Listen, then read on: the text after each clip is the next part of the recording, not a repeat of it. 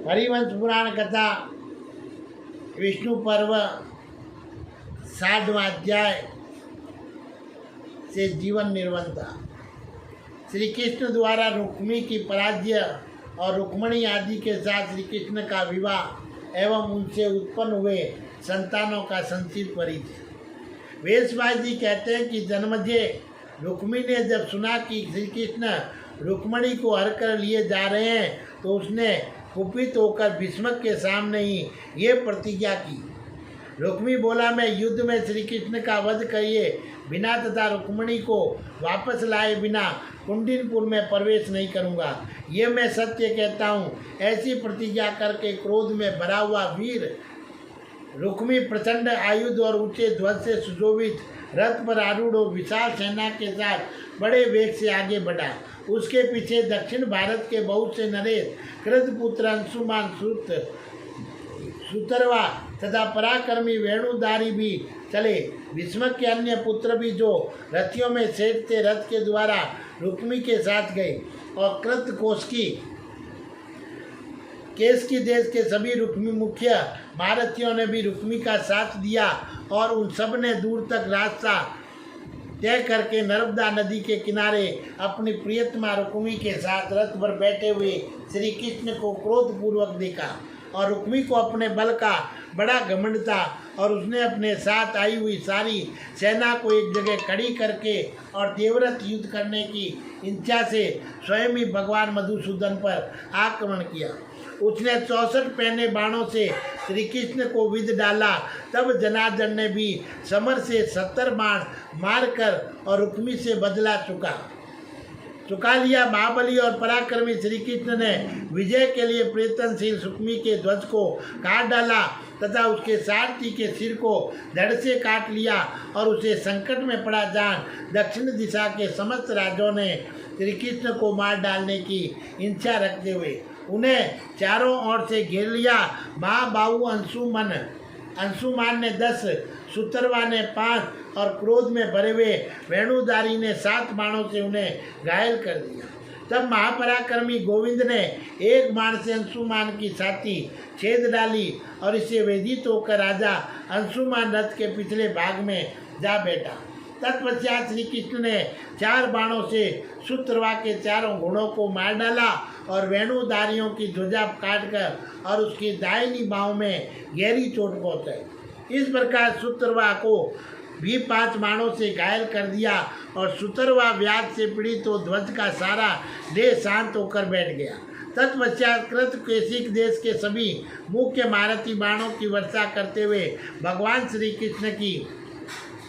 कृष्ण पर चढ़ाए और श्री कृष्ण ने युद्ध स्थल में अपने बाणों द्वारा उन सब के बाण काट डाले तथा रोषावेश में भरकर उन्होंने शत्रुओं के उन गिरते हुए बाणों को नष्ट कर दिया।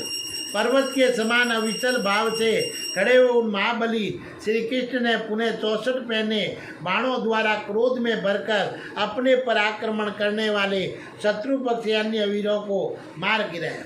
अपनी सेना को भागती देख रुक्मी क्रोध के वशीभूत हो गया और उसने 5 तीखे बाणों से श्री कृष्ण की छाती में गहरी चोट पहुंचाई। साथ ही 3 पहने सहायकों से उनके सारथियों को भी घायल कर दिया और झुकी हुई गांठ वाले एक बाण से उनके ध्वज पर भी आघात किया। रुक्मी को शीघ्रतापूर्वक बाण मारते देख श्री कृष्ण कुपित उठे और उन्होंने अपने बाणों से रुक्मी को घायल कर दिया और विजय के लिए प्रयत्नशील हुए रुक्मी के धनुष को भी काट डाला।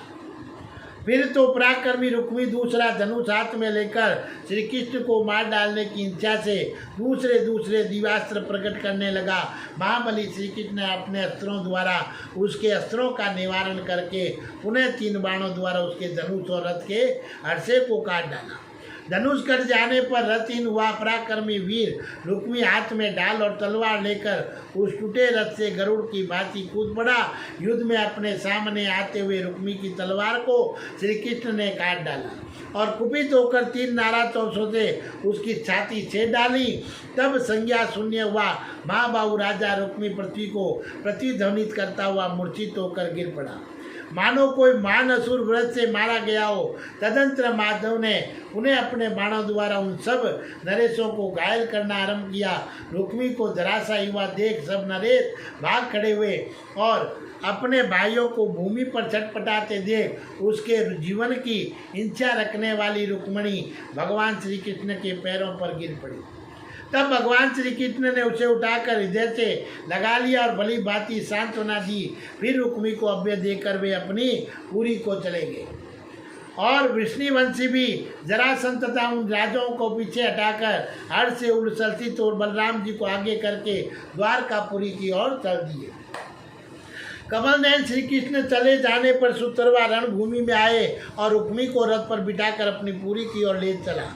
तो अभिमान या मद से उन्मत्त रहने वाली रुक्मी अपनी बहन को लौटा कर न ला सका, इसलिए उसकी प्रतिज्ञा भंग हो गई। इसी से उसने कुंडिनपुर में प्रवेश करने की इच्छा नहीं की और उसने विदर्भ देश में अपने रहने के लिए दूसरे विशाल नगर का निर्माण किया, जो इस भूतल पर भोजकट के नाम से विख्यात हुआ।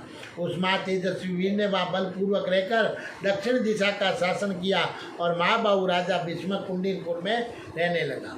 विष्णुवंशियों की सेना के साथ जब बलराम जी द्वारका में पहुँचे तब भगवान श्री कृष्ण ने विधिपूर्वक रुक्मणी का पाणी ग्रहण किया और पूर्व काल में जैसे श्री रामचंद्र जी सीता और देवराज इंद्र पुलोम कुमारी सती के साथ सानंद रमण करते थे, उसी प्रकार भगवान श्री कृष्ण प्रसन्न हुए और प्रिय पत्नी रुक्मणी के साथ रमण करने लगे। वह श्री कृष्ण की ज्येष्ठ पत्नी थी और ब्राह्मणी रुक्मणी पतिव्रता और सद्गुणवंती, रूपवती और सुशीला तथा न्यायनीय उत्तम गुणों से संपन्न थी।